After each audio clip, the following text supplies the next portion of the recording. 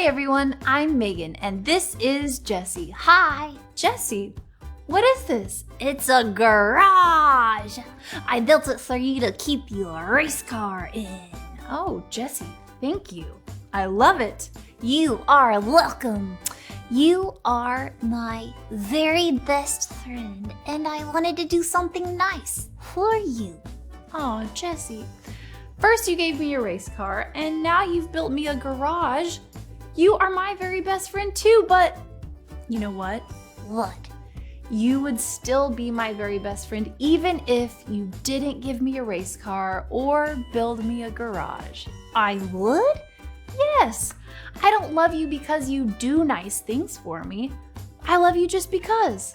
Aw, I love you too, Megan. In today's Bible story, King David wanted to build a temple for God. But God reminded David that he didn't need David to build a temple for him. Then God made a very special promise to David. Let me tell you about it.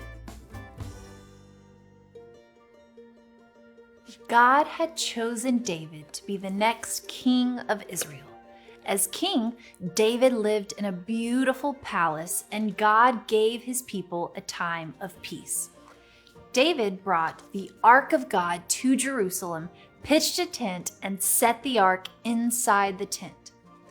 One day, David was talking with Nathan the prophet. "I live in a nice palace," David said, "but the Ark of God sits inside a tent." Nathan said, "God is with you. Do what you want." But God did not want David to do whatever he wanted. That night, God talked to Nathan. This is what God wanted Nathan to say to David. "David, are you going to build a house for me to live in? I brought my people out of Egypt. I gave them leaders to guide them. The whole time I have been with them, my house has been a tent. Did I ever ask anyone to build a temple for me? You used to be a shepherd, but I made you a king. I helped you win battles, and my people now live in their own land. There is no more fighting. When you die, one of your sons will be king. He will be a strong king. He will build a house for me. I will love him, and I will never leave him. When your son dies, his son will be king. The king will always be someone in your family." Nathan told David everything God had said. Even though David wanted to build the temple for God, David listened to God and obeyed him. David prayed, "God, I do not deserve anything you have done for me, and you promised to do so much more. You are so great. There is no one like you. You chose the Israelites to be your own people.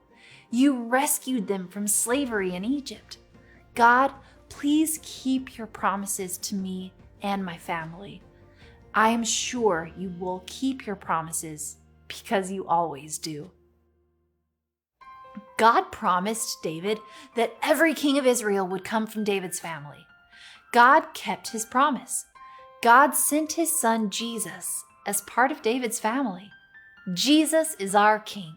Jesus is alive, and he will be king over God's people forever.